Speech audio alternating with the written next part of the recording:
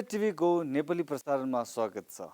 यस सप्ताहको तिब्बत, परम पावन दलाई लामा ज्यू र केन्द्रीय तिब्बती प्रशासनको साप्ताहिक समाचारहरूको साथ म लिडो सङ्पो उपस्थित भएको छु।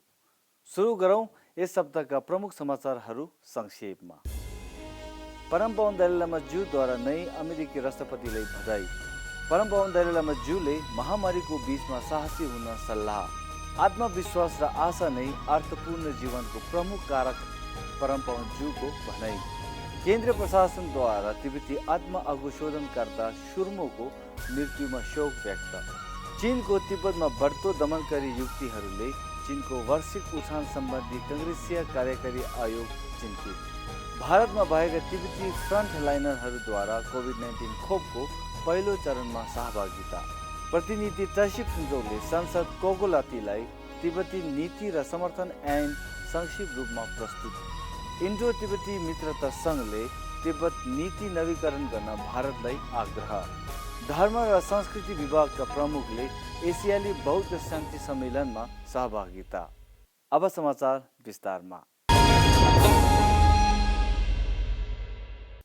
परम पावन दलाई लामा ज्यूले राष्ट्रपति बाइडेनलाई संयुक्त राज्य अमेरिकाको राष्ट्रपति भन्नु भएकोमा बधाई दिनुभयो।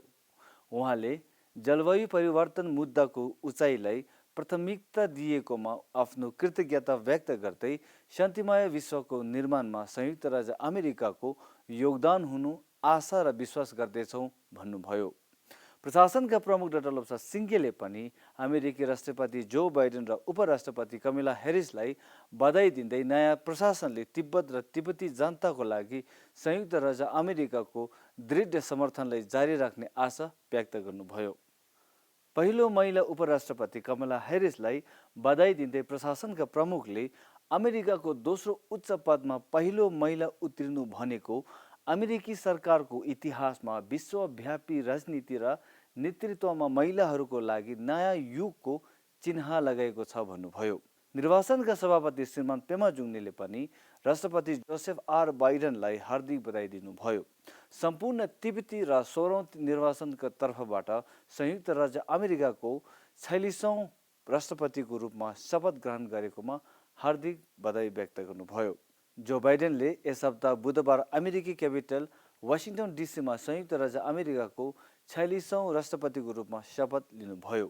परम पावन दलाई लामा ज्यूले ब्रिटिस स्कुल नयाँ दिल्लीका विद्यार्थीहरूसँग कल्याण र लचिलोपन भन्ने विषयमा छलफल गर्नुभयो। कोभिड-19 महामारीको कारण मानिसहरूले सामना गरिरहेका वर्तमान चुनौतीहरूको सामना गर्ने तरिकाहरूबारे प्रश्नको उत्तर दिँदै परम पावन दलाई लामा ज्यूले कडा परिश्रमको प्रशंसा गर्नुभयो। Also the courage or self-confidence, and mainly I think scientists and doctors now should, as you see, as now they should put a lot of effort.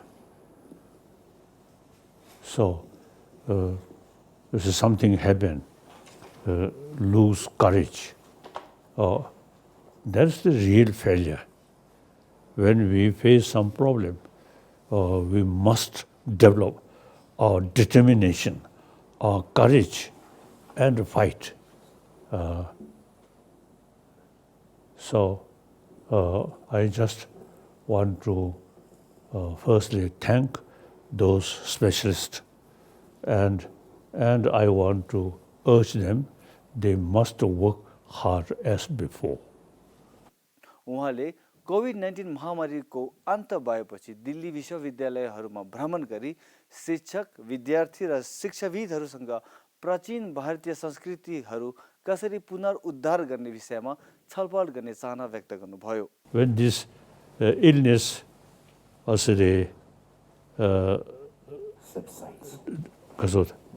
gradually disappear, then I'm very, very eager to go to Delhi and meet some of the professors or students like Jawaharlal Nehru University and some other university.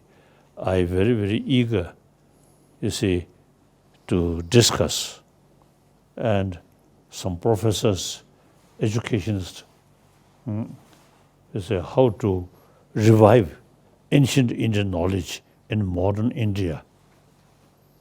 So I'm very, very determined to discuss.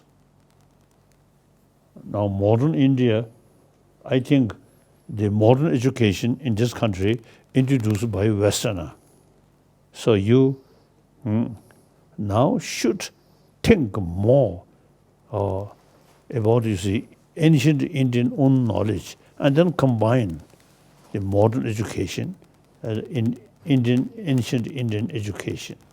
That I feel very important. So, thank you. Goodbye. Thank you. Bye-bye. यस हप्ता आइतबार Harvard business स्कुलका professor र उनका विद्यार्थीहरूसँग नेतृत्व र खुसीको कुराकानीमा परम पवन ज्यूले आत्मविश्वास र आशाको भावनाले हाम्रो जीवनलाई उपयोगी र अर्थपूर्ण अन्ततः मानव शान्तिले अग्रसर गराउँछ भन्नुभयो।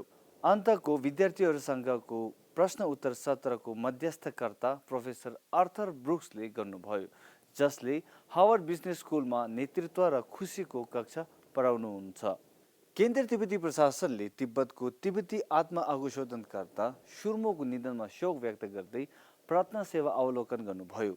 तिब्बतबाट आएको सूचनाको प्रभाव र तिब्बतमा भारी प्रतिबन्धको कारण तिब्बतमा चीनको दमनकारी नीतिहरूको विरोधमा आत्महत्या गरेको 5 वर्षपछि सुर्मोको मृत्युको समाचार गत हप्ता सार्वजनिक भयो।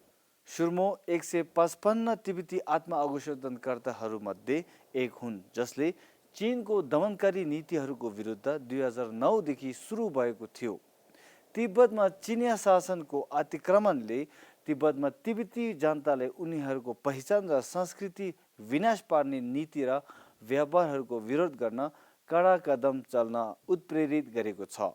2020 सालको वार्षिक प्रतिवेदनमा चीनको कांग्रेसल एक्जिक्युटिभ कमिसनले चिनिया कम्युनिस्ट पार्टीको बढ्दो दमनकारी युक्तिहरू जस्तै आलोचकहरूलाई धम्काउने काम, सेन्सरशिप, विदेशी सरकार र नागरिकहरूको हस्तक्षेप जस्ता चिन्ताहरूलाई प्रकाश गर्नुभयो।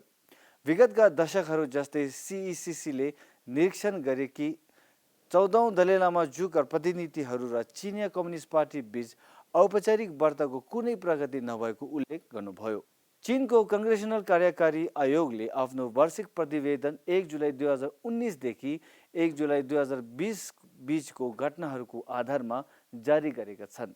चीनमा मानव अधिकारको अवस्था र कानुनको विकासमा आधारित कांग्रेस र संयुक्त राज्य राष्ट्रपतिलाई सिफारिस गरिएको विवरण थियो। भारतमा तिब्बती समुदायले स्वास्थ्य सेवा र अग्रणी कामदारहरूलाई प्राथमिकताका आधारमा 16 जनवरीमा सुरु गरिएको भारत खोप अभियानको पहिलो चरणमा भाग लिनुभयो। यस बिहिबार प्रेसले सम्बोधन गर्दै तिब्बती मेडिसिनको केन्द्रीय काउन्सिलका डाक्टर छिरिङ साम्चोले सरकारले खोपलाई अनिवार्य नगरेकोले व्यक्तिगत निर्णयमा छोडिदिएको छ भन्नुभयो। उनले खोप सम्बन्धी सार्वधानिक पूर्वक निर्देशन जारी गरेको छ र शाखा स्वास्थ्य केन्द्रका कर्मचारी र सम्बन्धित व्यक्तिले थप प्रश्नहरूको स्पष्टीकरण दिन सक्दछन् भन्नुभयो। खोपका दुष्परिणामहरूको चिन्ताले सम्बोधन गर्दै डाक्टर चुन्डुले सानो साइड इफेक्ट 2 दिनसम्म रहन सक्छ र खोपको लागतै पहिलो आधा घण्टामा देखा पर्छ भन्नुभयो।